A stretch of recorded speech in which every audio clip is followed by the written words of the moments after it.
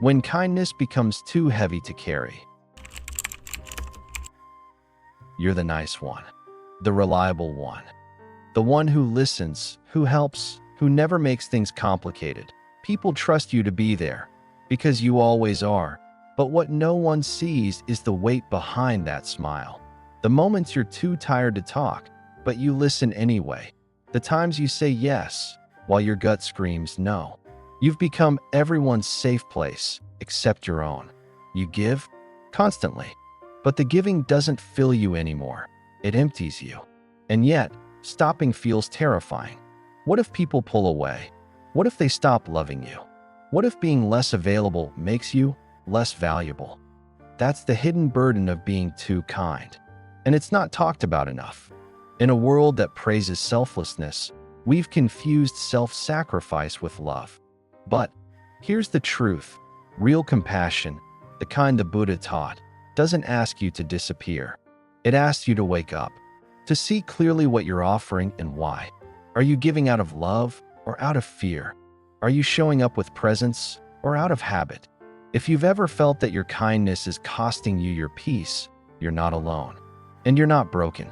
You're just waking up to a truth most people never dare to look at. Being everything to everyone is not kindness. It's self-abandonment. This isn't about becoming cold. It's about becoming clear. Buddhism doesn't ask you to shut down your heart. It invites you to open it wisely, to include yourself in the circle of your own compassion, to stop pouring from an empty cup and start offering what's real. So if you're tired of stretching yourself thin just to be accepted, if you're craving a way to live gently but with strength, this is your path. A path rooted in ancient wisdom, designed not to make you more perfect, but more present. You don't have to prove your worth through endless giving. You don't have to smile through silent resentment. You can live with an open heart and still say no. You can care deeply and still protect your peace. This series is your invitation to remember that, to rebuild your boundaries without guilt, to reconnect with your inner truth, the part of you that's been whispering, "I matter too." Always saying yes, that's a modern kind of suffering. Saying yes is often praised as the mark of a kind and helpful person. From a young age, we're taught that good people are agreeable, accommodating, and easy to please. So we learn to say yes, even when we don't want to, even when it hurts, even when it leaves us feeling hollow. Over time, saying yes stops being an act of kindness and becomes a habit of fear.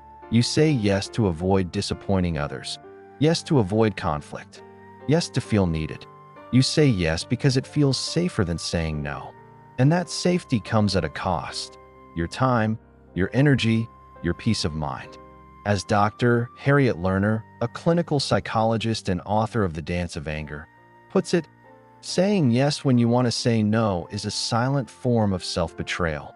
And betrayal, even when it's self-inflicted, leaves wounds.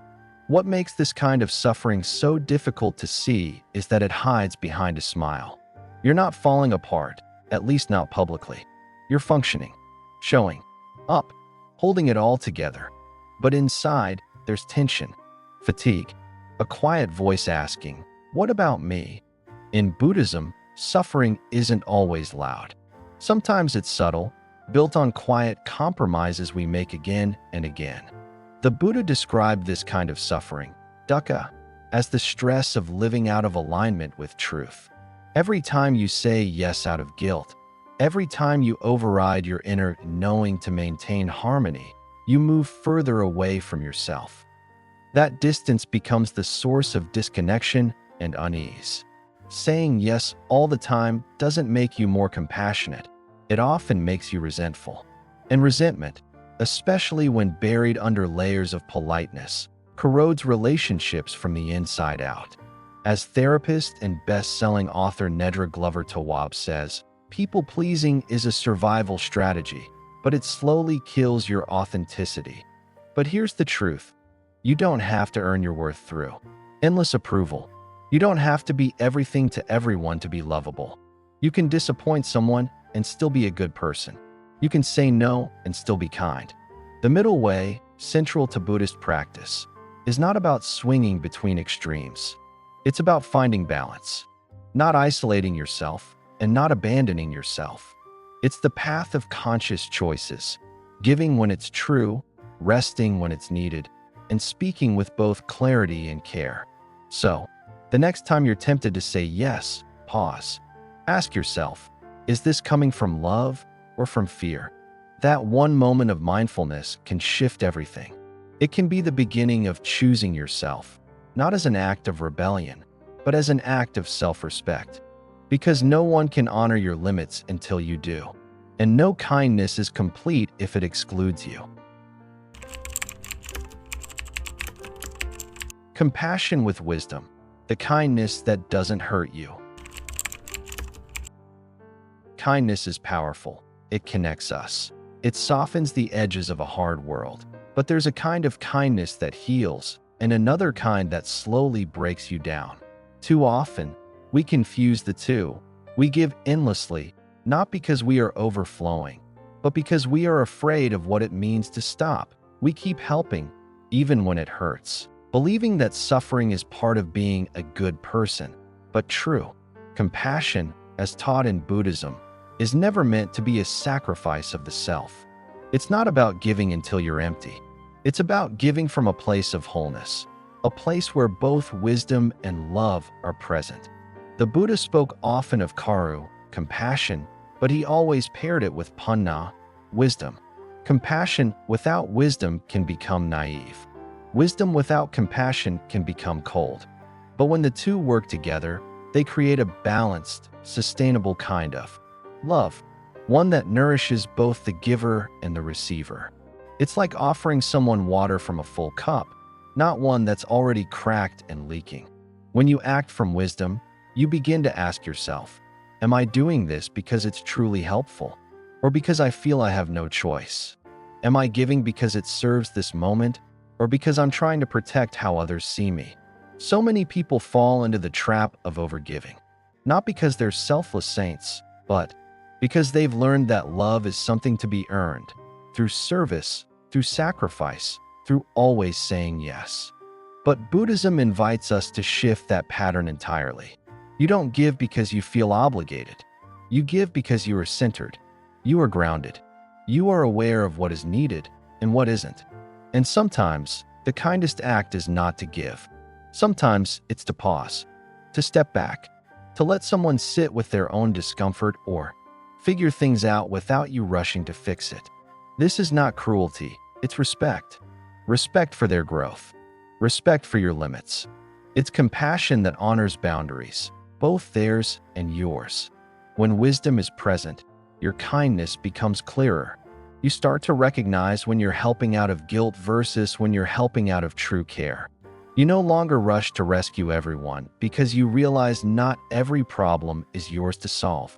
You stop giving so much of yourself away that there's nothing left for you.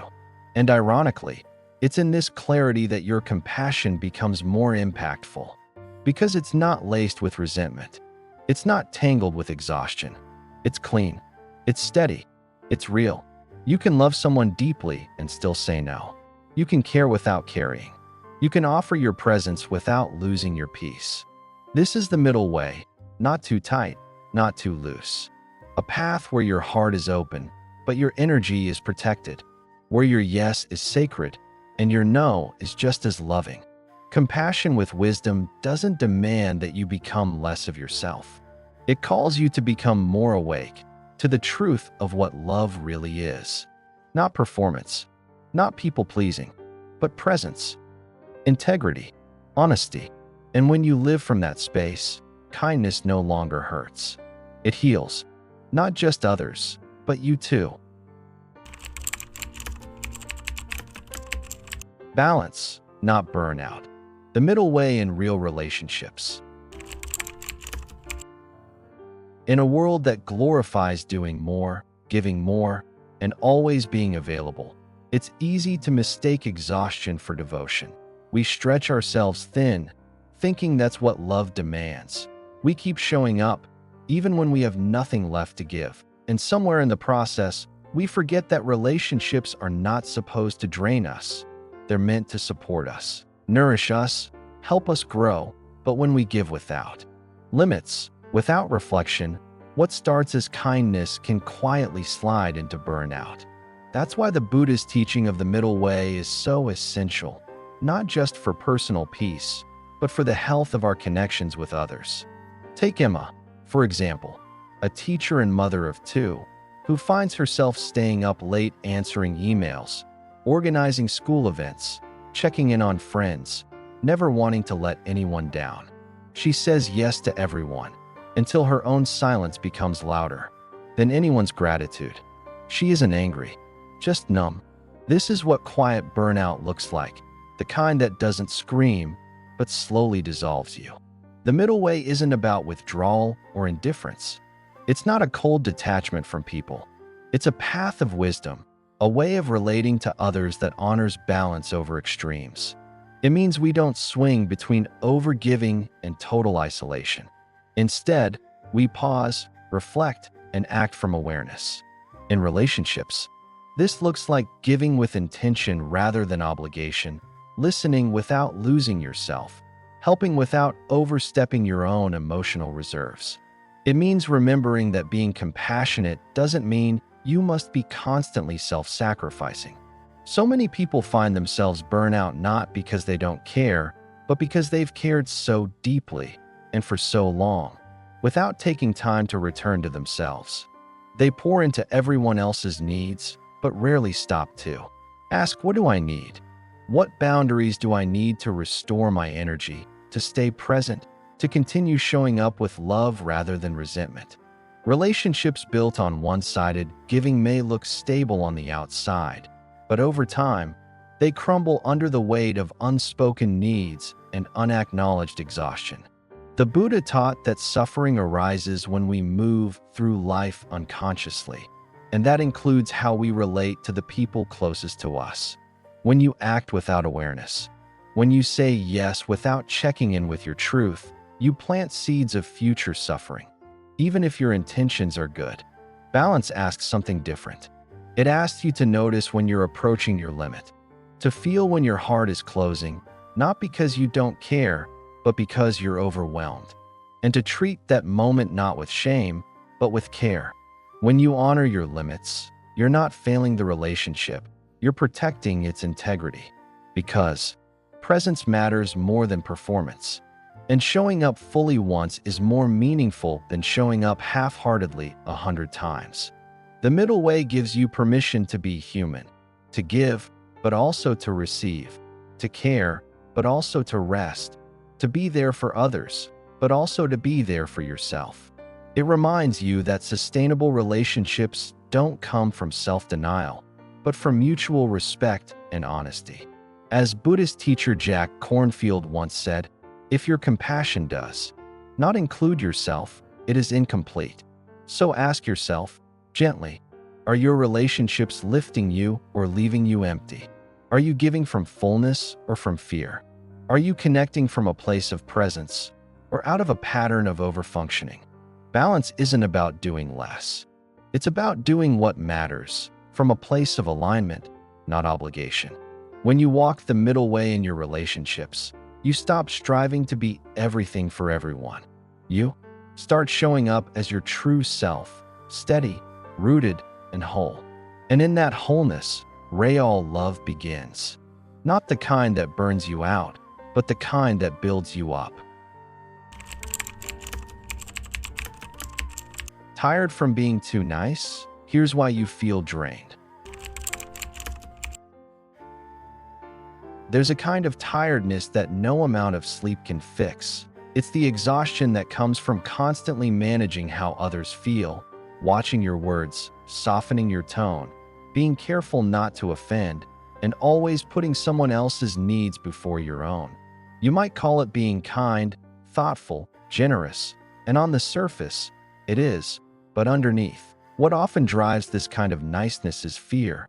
Fear of disappointing people, fear of being seen as difficult, fear of not being liked. And over time, that fear wears you down.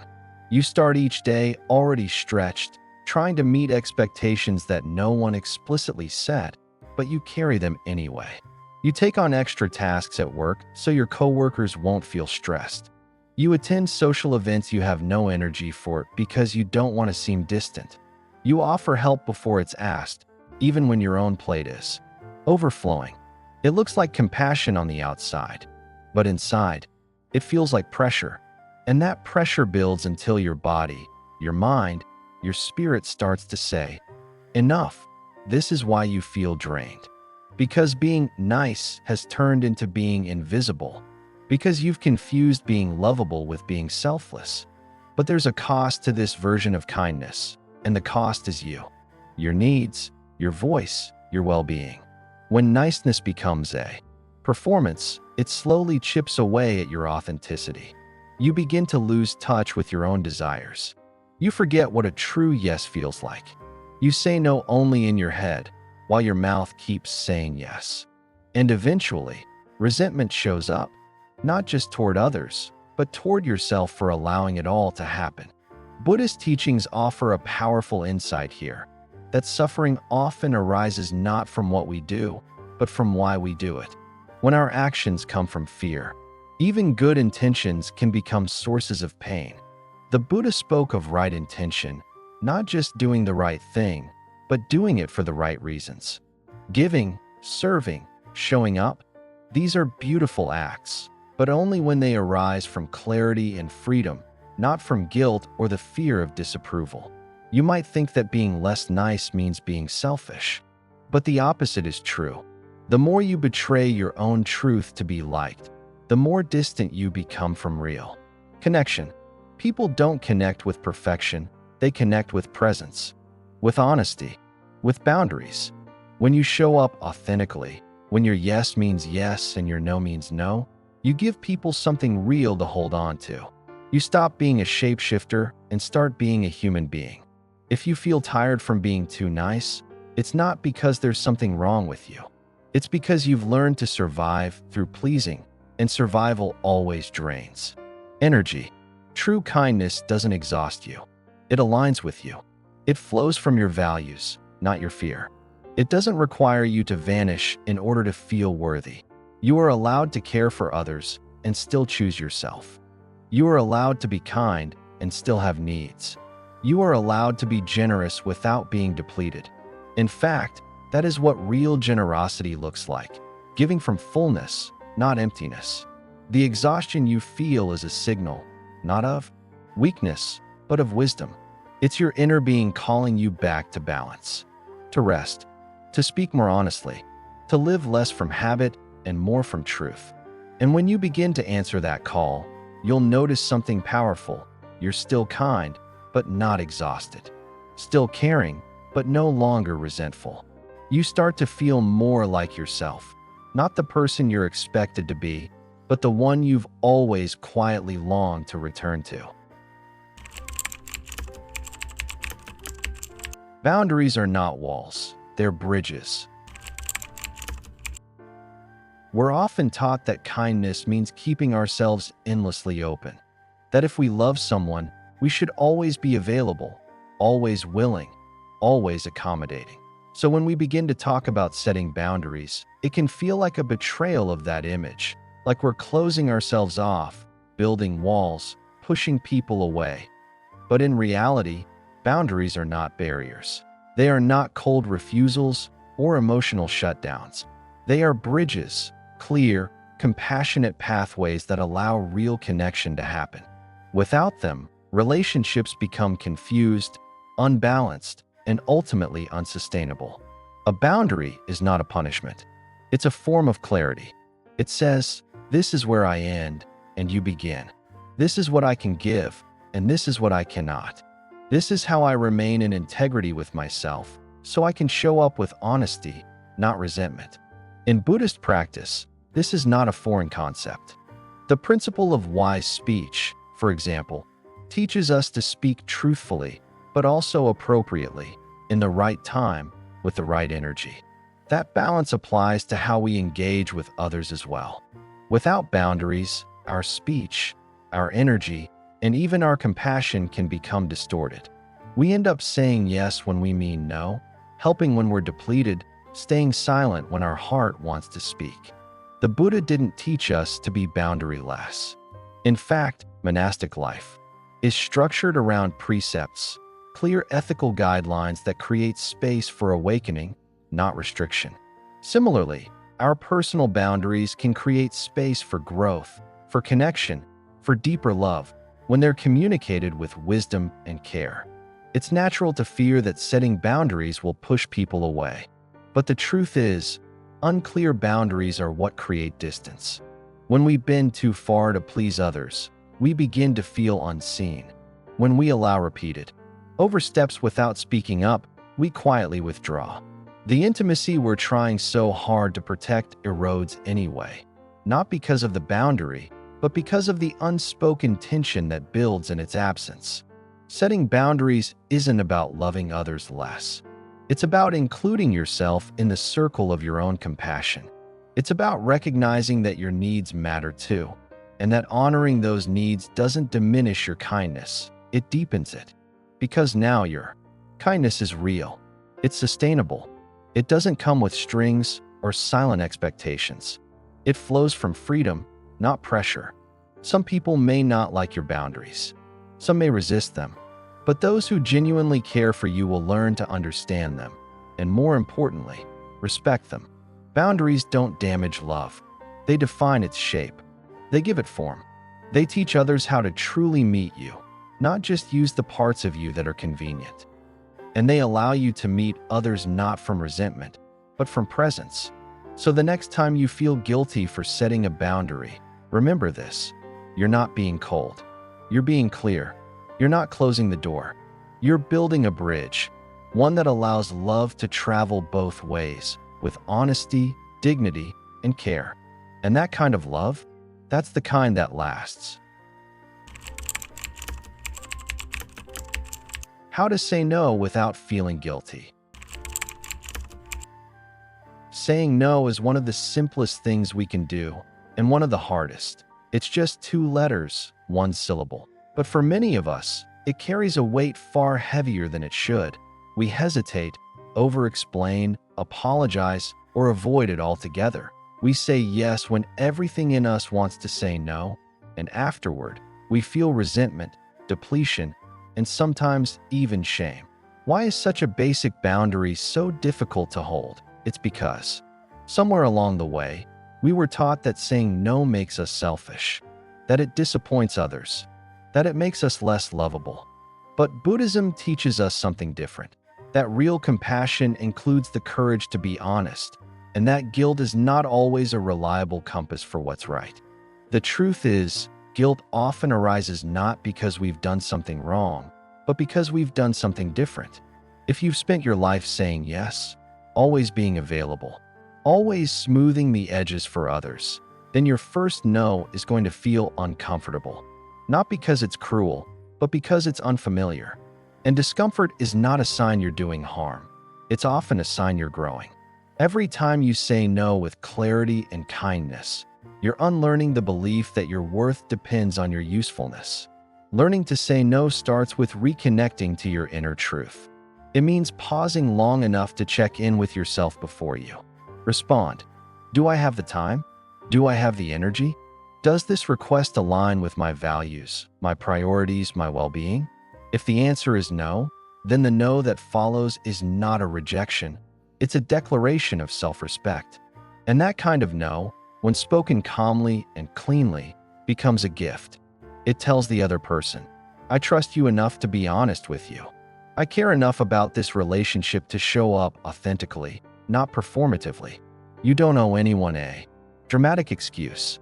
A simple, firm, and gentle, I can't take that on right now is enough. The key is to let your no be rooted in presence, not in defense, not in anger, not in guilt. When you're grounded, your no carries quiet strength, and that strength invites trust. People may not always like your boundaries, but they will come to understand and respect you more for them. Because what you're really doing is modeling how to live with integrity. The Buddha never asked us to abandon ourselves for the sake of others. In fact, he emphasized the importance of wise action, action that leads to the well-being of self and others, not just temporary peace. When you say yes to everything, you're not being helpful. You're diluting your time, your energy, your presence. But when you learn to say no consciously, with love and with boundaries, your yes becomes more powerful, more genuine, more deeply felt. And maybe that's the greatest shift of all, realizing that a mindful no can be just as loving as a yes. That honoring your truth doesn't make you less kind, it makes you more real. And from that realness, deeper connection is possible. So the next time guilt rises up as you prepare to say no, pause and ask yourself, am I protecting someone else's comfort at the cost of my own truth? Then take a breath, speak gently, and remember, you are allowed to take up space. You are allowed to choose yourself. Saying no isn't selfish, it's sacred. Why you don't need everyone to like you. It's a quiet fear that lives inside so many of us, the fear of not being liked. We spend years molding ourselves into what we think others want us to be. We smile when we're tired, agree when we don't, soften our opinions, hide our edges. Also, we can avoid that sinking feeling of disapproval. We want to be easy to love, easy to be around, easy to accept. But in chasing universal approval, we slowly disconnect from who we truly are. And ironically, the more we seek to be liked by everyone, the less we feel genuinely loved by anyone. Buddhism reminds us that craving, the deep psychological hunger for something outside ourselves, is one of the roots of suffering. And craving approval is no exception. The moment we tie our sense of self-worth to how others perceive us, we hand over our inner peace to forces we can't control. People's opinions are unstable. They shift based on mood, projection, misunderstanding, and their own wounds. To base our happiness on something so fleeting is to build our life on sand. What's more, not everyone is meant to understand you. Not everyone is meant to like you. And that's not a failure. It's part of life. As the Buddha taught, even the most enlightened beings were misunderstood, criticized, and disliked. So what makes us think we'll escape that fate? The goal is not to be universally liked. The goal is to be inwardly free. When you stop trying to win everyone's approval, something amazing happens. You begin to feel lighter, clearer, more connected to yourself. You no longer contort your truth for acceptance. You start to speak more honestly, act more intentionally, and show up more fully. And while some people may drift away, the ones who only love the version of you that was convenient, others will draw closer. The people who resonate with your truth, not your performance. The need to be liked is often rooted in childhood wounds, moments when love felt conditional, or when we were praised for being quiet, compliant, and agreeable. But healing means recognizing that love doesn't require you to disappear. That true connection doesn't come from pleasing, it comes from presence. And when you release the pressure to be universally liked, you free others as well. You give them permission to be real, to be honest, to take off their own masks. Your authenticity becomes a gift, not just for you, but for every relationship in your life. You don't need everyone to like you. You need to like who you are when you're not trying so hard. You need to wake up in the morning with a sense of wholeness, not because the world gave it to you, but because you returned it to yourself. The truth is, the people who are meant for you will not require you to shrink. They will not love you less because you have boundaries, preferences, and your own rhythm. They will meet you where you are because you've finally met yourself. Let go of the endless audition for approval. You were never meant to be a character in someone else's script. You were meant to be real. And realness, even when it isn't liked by everyone, is the only path to peace. Give from wholeness, not from obligation. True giving is never forced. It doesn't come from guilt, fear, or pressure. It arises naturally, like water overflowing from a full cup. But for many of us, giving has become something else entirely. It's become a duty, a performance, a quiet contract we feel bound to uphold. We say yes because we think we have to.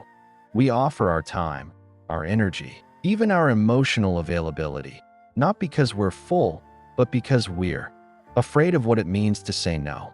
And over time, what was once an act of generosity begins to feel like a burden, a weight we carry silently, smiling all the while. In Buddhism, generosity, or dana, is one of the highest virtues, but it was never meant to be practiced at the expense of ourselves.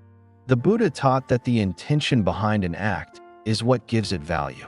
When we give from fear or resentment, even if the act looks kind, it becomes tainted by inner conflict. But when we give from wholeness, from a place of clarity, freedom, and genuine care, the gift becomes something much greater. It becomes a reflection of our true nature, not our conditioning. So much of modern giving is laced with quiet expectation. We give hoping to be seen, appreciated, or needed. We give to avoid conflict or to maintain harmony. And while none of these motives make us bad people, they do make our giving conditional. And conditional giving often leads to disappointment, because we're hoping for something in return that was never clearly communicated. Over time, this cycle erodes trust, both in ourselves and in our relationships. But when we pause before we give, when we check in with our body, our breath, our intention, we begin to shift the way we show up. We stop giving because we should and start giving because we truly want to. And sometimes, that pause reveals something else entirely, that we don't have anything to give in this moment, that we're tired, that we need space, that the kindest thing we can offer is our honesty. And that's okay. In fact, that's sacred. Giving from wholeness means giving when your heart is aligned with the action. It means trusting that your worth isn't tied to how much you do for others. It means knowing that saying no doesn't make you selfish. It makes your yes more meaningful. When you give from fullness, there's no bitterness. There's no hidden scorekeeping, just presence, love, and freedom. And those are the kinds of gifts that heal. You are not here to pour yourself out until there's nothing left. You are here to live fully and to give only when it is true, real, and rooted in your deepest self. Anything else is just performance. And the world doesn't need more performers. It needs people who are awake.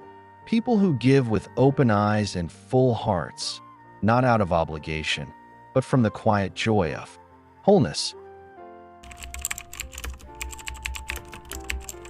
Strength doesn't always roar. Sometimes it just knows when to pause.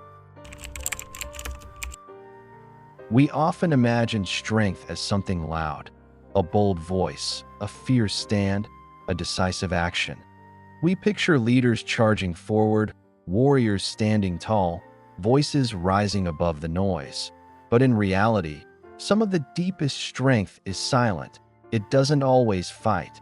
It doesn't always push. Sometimes, real strength looks like knowing when to stop, when to breathe, when to pull back, not out of weakness, but out of wisdom. In a world that constantly glorifies hustle, productivity, and relentless doing, the courage to pause, to rest, to reflect, to simply be, is revolutionary. Pausing isn't quitting. It isn't giving up. It's the space where clarity is born. When we pause, we listen more deeply. We notice what's really happening within us and around us.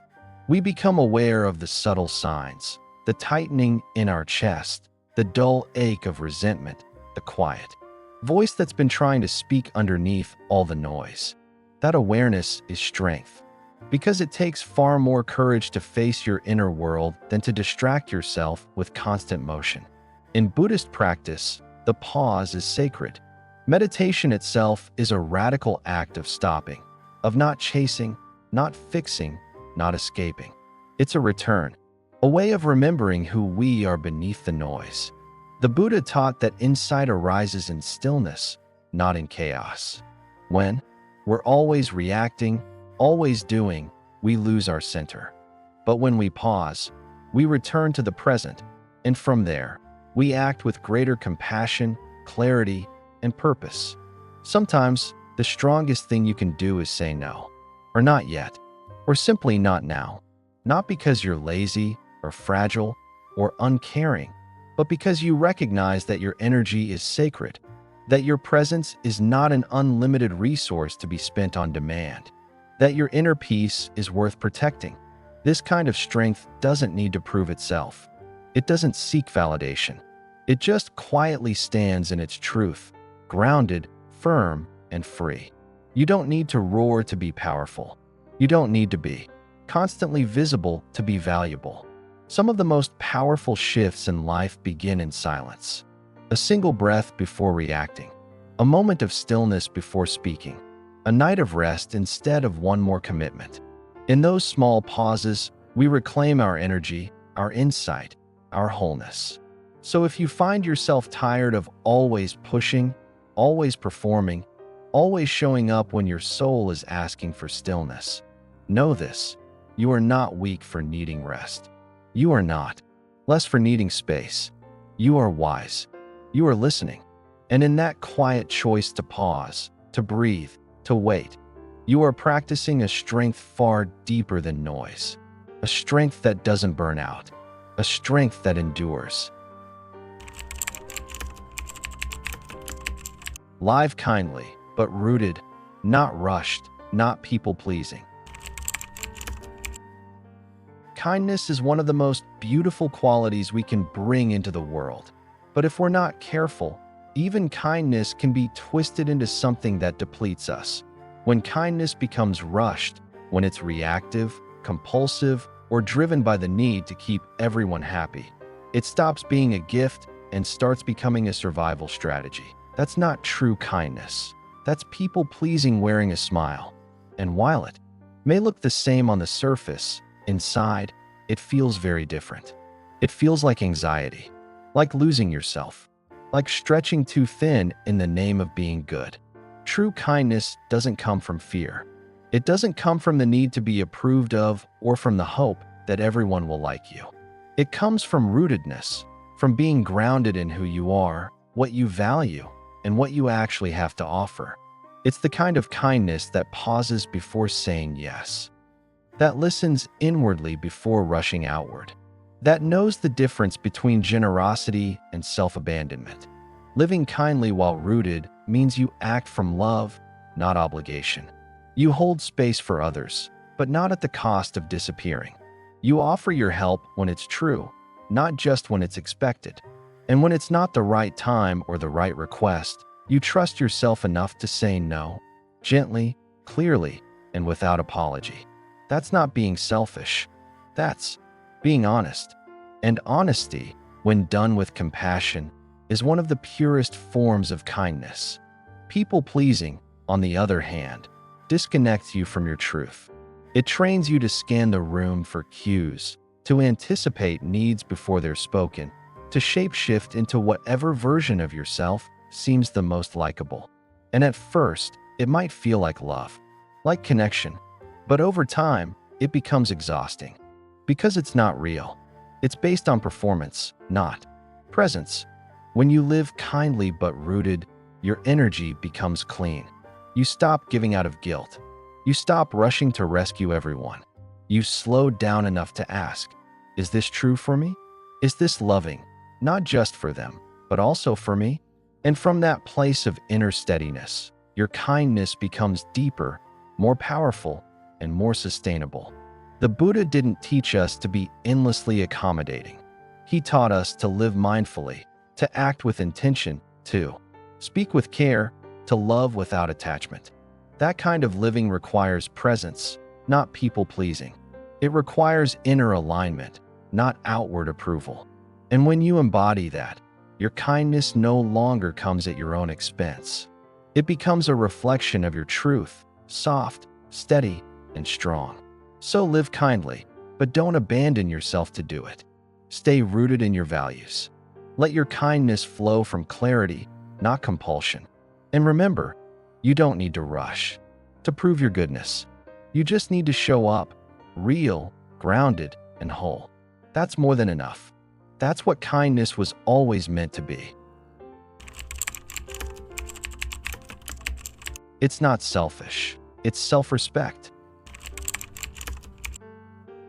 There's a deep misunderstanding many of us carry, that putting ourselves first is selfish, that choosing rest over obligation, saying no instead of yes, or honoring our boundaries somehow makes us cold or uncaring. We've been taught that being good means being available, agreeable, and self-sacrificing. But there's a quiet truth underneath all of that conditioning. Self-respect is not the opposite of kindness. In fact, it's the foundation of it. When you respect yourself, you're not rejecting others. You're simply refusing to reject yourself. Self-respect means recognizing your worth, not as something you have to earn by pleasing everyone, but as something that already exists within you. It means knowing that your time, your energy, your emotional space are valuable, not because you're busy or productive, but because you're human. And that value doesn't diminish just because someone else doesn't see it. When you practice self-respect, you begin to make different choices. You stop overcommitting. You stop shrinking to fit in. You stop saying yes when your heart says no. And instead of abandoning yourself to be accepted, you stay with yourself, even when it's uncomfortable, even when it means disappointing someone else. This is not selfish. This is sacred. Because every time you choose self-respect, you are modeling what it means to live with integrity. You are showing the people around you that love doesn't require self-erasure, that it's possible to be kind and clear, generous and grounded. That compassion doesn't mean compliance, and care doesn't mean collapse. The Buddha taught the importance of right action, behavior that is wise, ethical, and rooted in balance. And there is nothing wise about constantly betraying yourself to keep the peace. When you begin to live from self-respect, your relationships change. Not because you love people less, but because you show up more honestly. You're no longer saying what they want to hear, you're saying what's true. You're no longer giving out of guilt, you're giving from choice. And that shift is powerful, because what you offer is real. It has depth, it has sincerity. It's not fueled by fear or obligation. It's an expression of your values, not your people-pleasing reflexes. And yes, some people may not like the new you. The you who speaks up, who pauses before answering, who doesn't always agree. But those who genuinely care will adapt. They will grow with you. And those who don't, they were never loving the real you, just the version you molded to make them comfortable. So don't shrink your light to make others feel safe. Don't silence your truth to avoid discomfort. Don't confuse being liked with being loved. You are allowed to take up space. You are allowed to change your mind. You are allowed to walk away from what no longer feels right. Not because you're selfish, but because you've finally learned what it means to respect yourself. And that, more than anything, is the beginning of real peace. Conclusion: the kindness that sets you free. You were never meant to live a life of quiet resentment, smiling on the outside while silently disappearing on the inside. Kindness was never meant to cost you your voice, your energy, or your peace. True kindness, the kind that sets you free, doesn't ask you to abandon yourself. It asks you to come home to yourself, to stand rooted in your truth, to care without collapsing, to give without guilt, and to love others without leaving yourself behind. This journey has not just been about boundaries, or saying no, or letting go of people-pleasing. It's been about remembering something deeper, that your life is sacred, that your energy matters, that you don't have to prove your worth through exhaustion, and that being kind and being self-respecting are not opposites, they are soulmates. The wisdom of the Buddha reminds us that suffering often arises when we cling to roles, to approval, to the idea that we must be everything for everyone. But freedom comes when we let go, when we choose clarity over compliance, when we honor our own needs with the same tenderness we offer to others. That is not selfishness, that is self-respect. And from that self-respect, Real compassion is born. If this message stirred something in you, even just a quiet recognition that you've been giving too much or forgetting yourself too often, let this be the beginning of something new. A new way of relating, a new way of giving, a new way of being kind without losing yourself. And if this journey meant something to you, I hope you'll stay connected. Subscribe to the channel so you don't miss what's coming next, because there's so much more to explore together. If someone you love has been carrying the weight of overgiving, share this video with them. And if something in this resonated with your heart, I'd be honored to hear it. Leave a comment, and let's continue the conversation. This isn't just the end of a video. It's a step toward the kind of kindness that doesn't burn you out, it builds you up. The kind that doesn't just soothe others, it honors you, too. The kind that feels like peace. And that is the kindness that sets you free.